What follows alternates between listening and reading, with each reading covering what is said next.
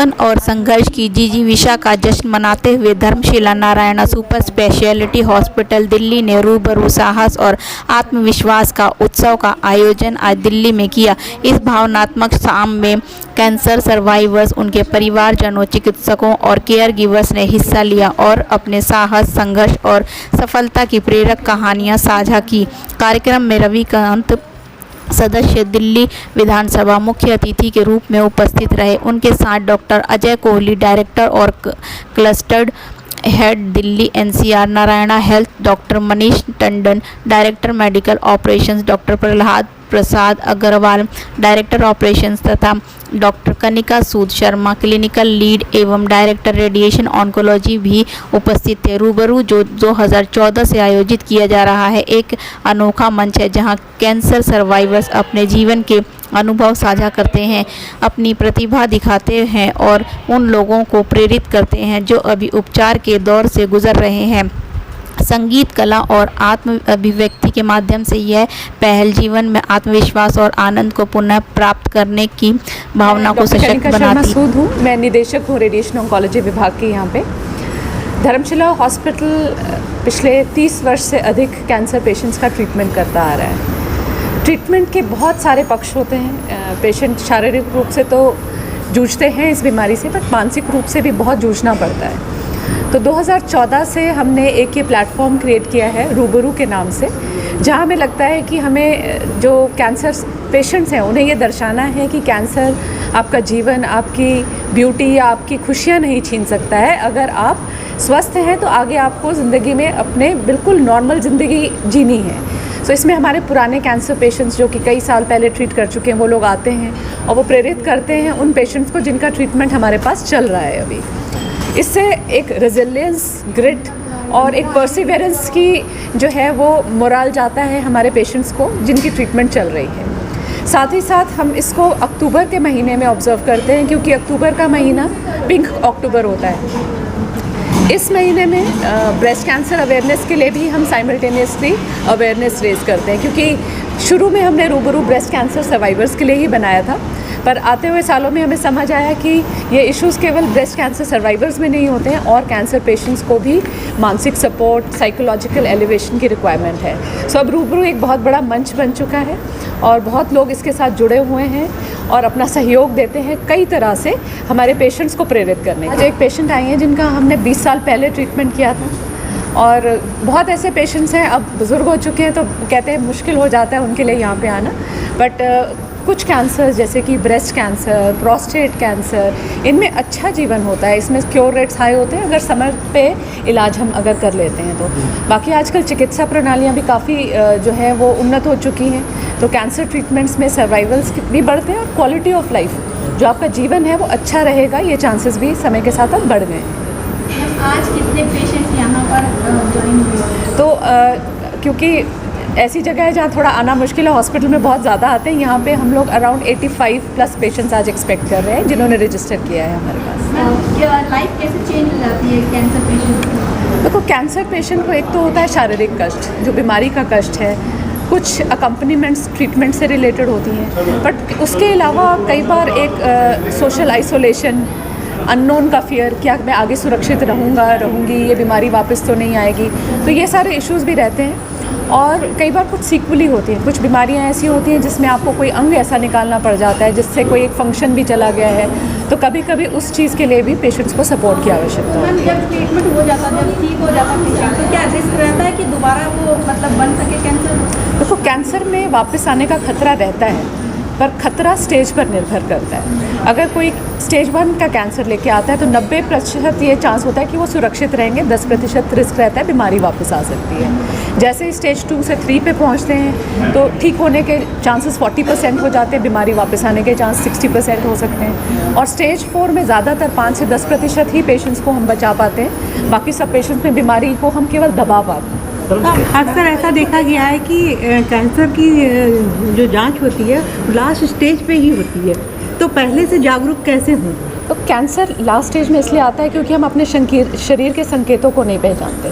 बहुत बार आपका शरीर आपको कुछ ना कुछ साइन दे रहा होता है, आप उसको नज़रअंदाज कर देते हो, या आपको ज्ञान नहीं होता है कि क्या क्यों हो रहा है। आजकल तो लोग गूगल पे ही देखते रहते हैं और अपने आप सेल्फ मेडिकेट करना शुरू कर देते हैं। तो वो जो अवेयरनेस नहीं है, वो हेल्थ लिटरेसी हमारी कम है, इस वजह से।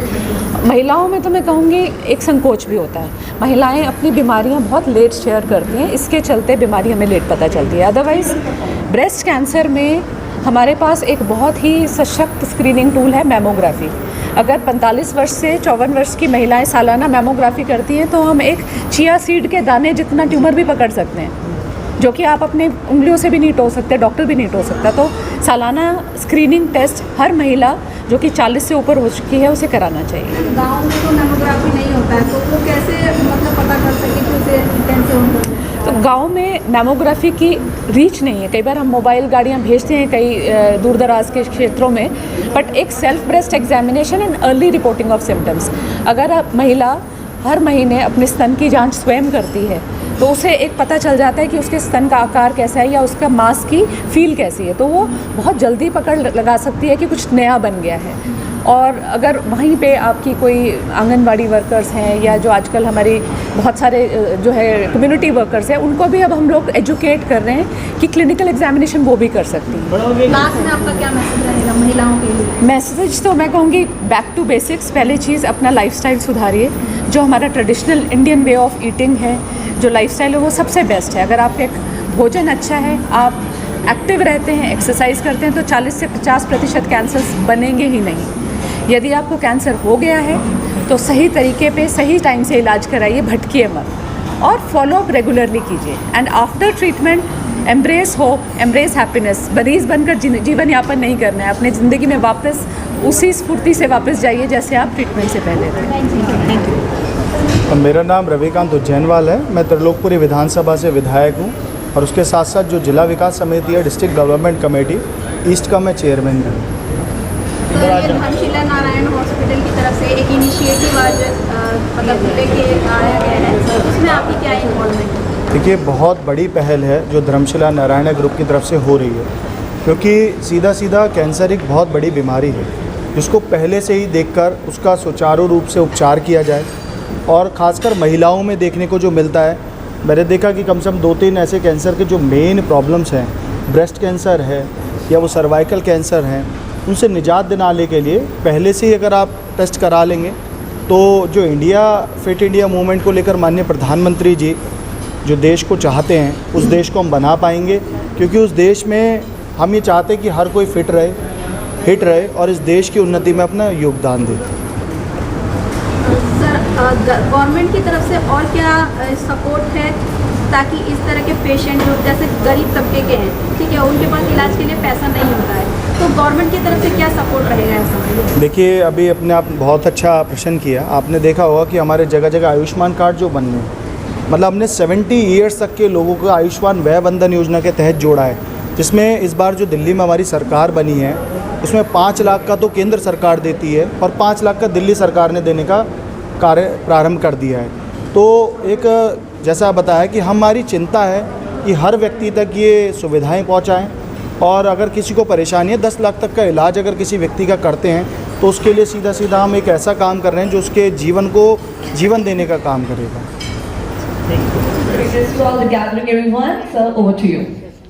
यू। नमस्कार, आप सबका हार्दिक स्वागत, अभिनंदन। रूबरू मैडम, स्वागत है, थैंक यू। आज दिवाली का त्यौहार आने वाला है। दिवाली का त्यौहार जब बुराई पर सच्चाई की विजय, अच्छाई की विजय, राम, अगर राम जी उसके प्रतीक हैं तो आप सब लोग प्रोग्राम में आते हैं इतने हंसते हुए मुस्कुराते हुए चेहरों के साथ में, तो कहीं ना कहीं आप सब लोग एक सामाजिक दायित्व का निर्वहन करते हैं। आप सब लोग इतनी संख्या बल में आते हैं ना कि 1-2 तो हो सकता है कि कुछ तुक्का लग गया हो। बाहर कितने ही लोग हैं जिनको कैंसर से लड़ रहे हैं। आप सब लोगों को जब सब एक साथ देखते हैं मुस्कुराते हुए, तो उनको ये बल मिलता है कि हाँ, संभव है, मैं भी कल को यहाँ हो सकता हूँ जहाँ पे आज आप लोग हैं। ये रूबरू प्रोग्राम हमारे लिए केवल एक PR एक्सरसाइज नहीं है, ये कमिटमेंट है कमिटमेंट मैडम आपसे, जो आपने कार्रवाई चालू करी थी, जो आपने समाज के प्रति अपना दायित्व निभाया, उस दायित्व को हम आगे बढ़ाएंगे। ये कमिटमेंट है हमारा कि हम आप सबके साथ खड़े हैं इस लड़ाई के अंदर। आज संयोग है कि आज रूबरू प्रोग्राम के वक्त आज ही के दिन हमारा वर्ल्ड एनेस्थीसिया डे भी मनता है, विश्व निश्चेतना दिवस। हम आपको इस जर्नी को, इस कैंसर से सर्वाइवर की जर्नी के अंदर ही जो आपका ट्रीटमेंट है, इस जर्नी को पेनफुल ना होने देंगे। ये हमारा आपसे कमिटमेंट है। इस जर्नी में हम धर्मशिला फाउंडेशन और नारायणा ग्रुप ऑफ हॉस्पिटल्स, हम दोनों की साथ संयुक्त ताकत आप लोगों के साथ में है। ईश्वर करे आप सब लोग दीर्घायु हों, कैंसर से फ्री रहें और लोगों को प्रेरित करते रहें। एक बार फिर आप सबको दिवाली की हार्दिक शुभकामनाएं। मेरा नाम डॉक्टर अजय कोहली है। मैं नारायणा ग्रुप ऑफ हॉस्पिटल्स का क्लस्टर हेड हूँ।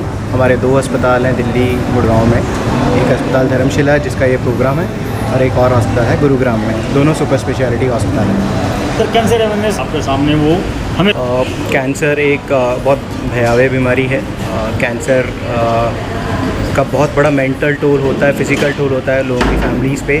कैंसर का इलाज एक्सपेंसिव है, बट ये जो सारे प्रोग्राम्स हम करते हैं, जैसे ये रूबरू प्रोग्राम है जिसमें हम जो कैंसर के सर्वाइवर्स हैं उनको बुलाते हैं, जिनका कैंसर का इलाज चल रहा है उनको बुलाते हैं, ताकि वो एक दूसरे से प्रेरित हों, उनको पता लगे कि कैंसर का इलाज संभव है। आज से कुछ साल पहले तक कैंसर की बीमारी होते ही लोग सोचते थे कि मैं नहीं बचूंगा। अब वो नहीं रहा है। इन सारे प्रोग्राम से, जिनको हम पेशेंट सपोर्ट ग्रुप प्रोग्राम्स कहते हैं, इससे लोगों को अवेयरनेस मिलती है। सबसे ज़्यादा सीख आप अपनी तरह के कॉमन लोगों से ले सकते हैं कि अगर मैं कैंसर को जीत सकता हूँ तो कोई भी कैंसर को जीत सकता है। सिर्फ सही समय पे इलाज कराना है, इलाज पूरा कराना है, हिम्मत नहीं हारनी है। ये प्रोग्राम्स हमारे इस मैसेज को प्रोपोगेट करते हैं, और नारायणा ग्रुप और ख़ासकर हमारे जो चेयरमैन हैं डॉक्टर देवी शेट्टी, वो इस चीज़ के लिए जाने जाते हैं कि उन्होंने बहुत लोगों की हेल्प की है, बहुत लोगों की मदद करते हैं ताकि लोगों का इलाज हो। कोई भी पेशेंट, हमारा एक ही मोटो है, कोई भी पेशेंट हमारे अस्पताल से जाना नहीं चाहिए, इलाज के बगैर नहीं जाना चाहिए। कोई भी पेशेंट आता है तो जब उसको पता चलता है कि उसे कैंसर है तो वो एक मेंटल ट्रॉमा से गुजरता है, तो उसका ट्रीटमेंट करने के लिए कितना चैलेंजिंग होता है? इन सब चीज़ों को मद्देनज़र रखते हुए तकरीबन हमारे जितने अस्पताल हैं उसमें एक साइको ऑन्कोलॉजी करके एक ब्रांच होती है। वो ऑन्कोलॉजी से रिलेटेड जो लोगों के भ्रम होते हैं, जो डर होता है। मेरे जब खुद पिताजी को कैंसर हुआ था तो मुझे बोलते थे पैसा मत खर्चिए, मैं नहीं बचूँगा, पर वो साइकोलॉजिस्ट जो हैं उनकी हेल्प करते हैं, दे वॉक देम थ्रू। तो जो हमारी फ़िलॉसफी है, हम सिर्फ आपके साथ पेशेंट का सिर्फ इलाज नहीं करेंगे, उसके बाद भी कोशिश करेंगे कि आपको उसके बाद क्या करना है। काफ़ी संस्थाएं आ गई हैं जो लोगों की हेल्प करते हैं कि उनको नौकरी मिल जाए। काफ़ी कैंसर के मरीज़ हैं जिनके बच्चे नहीं हो पाते हैं, तो हम कोशिश करते हैं कि फर्टिलिटी टीम्स के साथ मिलके इनके आगे बच्चे भी हो पाएँ। सिर्फ बचना नहीं है, एक पूरी ज़िंदगी जीनी है। सो व्हाटएवर जो हम कर सकते हैं, हम पूरी कोशिश करते हैं कि पेशेंट्स के साथ ऐसा हो। फिर भी अभी बहुत कुछ करना बाकी है, अभी बहुत कम किया गया है।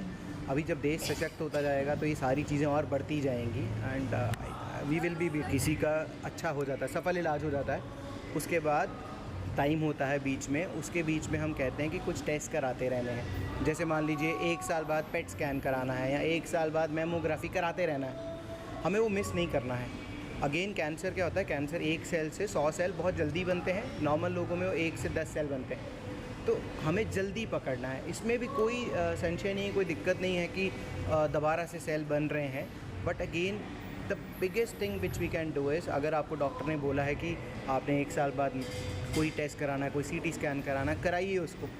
और आजकल तो पहले होता था कि बहुत पैसे लग जाते थे, आजकल सब चीज़ों के लिए सब कुछ है। आयुष्मान भारत है, लोग इंश्योर्ड हो रहे हैं, गवर्नमेंट के स्कीम्स हैं, तो बस छोड़ना नहीं है, इलाज नहीं छोड़ना है। And it is very normal. जैसे किसी को डायबिटीज़ है, वो रोज़ दवाई खाता है, कैंसर के बाद अगर आपको बोला है कि ये टेस्ट कराने, आप जाके टेस्ट कराइए, इलाज संभव है और बहुत अच्छी तरीके से इलाज हो रहा है आजकल। बुलाना चाहूँगी एवरीवन, जैसे कि आप सब जानते हैं रूबरू सिर्फ एक इवेंट नहीं है, ये एक जज्बा है मिलने का, समझने का और साथ चलने का। और इसी के लिए एवरीवन, साथ ही साथ आप सब के लिए हमारे इंस्पायरिंग सोल को स्टेज पर बुलाना चाहूँगी doctor Kanika Sood Sharma. She is the director and clinical lead radiation oncology के जरिए, and can we have a huge round of applause for Dr. Kanika Sharma. Thank you for the kind introduction. रूबरू, जैसे आपने खुद कहा, ये एक कार्यक्रम नहीं, ये एक जज्बा है। और ये जज्बा केवल मेरा नहीं है, ये जज्बा हर उस डॉक्टर का है जो हमारे हॉस्पिटल में पेशेंट्स को ट्रीट कर रहा है। 2014 से अब तक की थोड़ी सी जर्नी संक्षेप में बताना चाहूँगी। 2013 में मैंने धर्मशिला हॉस्पिटल में ज्वाइन किया मैडम के पास। तो मैंने और डॉक्टर सतेंद्र ने कहा कि कैंसर पेशेंट्स के लिए हम केवल ट्रीटमेंट तक सीमित नहीं रहना चाहते हैं। ट्रीटमेंट तो सब करते हैं, हम क्या कर रहे हैं अलग, क्योंकि कैंसर ना केवल एक शारीरिक लड़ाई है, ये एक मानसिक लड़ाई भी है। तो हमने उस मानसिक लड़ाई के लिए क्या किया, और ये जो महिलाएं हम ट्रीट कर रहे हैं, जो ये जा रहे हैं अपने घरों में वापस, क्या हम इनको उतना सशक्त भेज पा रहे हैं? तो इस सोच के साथ हमने ये प्लेटफॉर्म क्रिएट किया रूबरू, जो कि एक मंच है आपकी करेज, रेजिलियंस, ग्रिट एंड परसिवरेंस को सलाम करने का।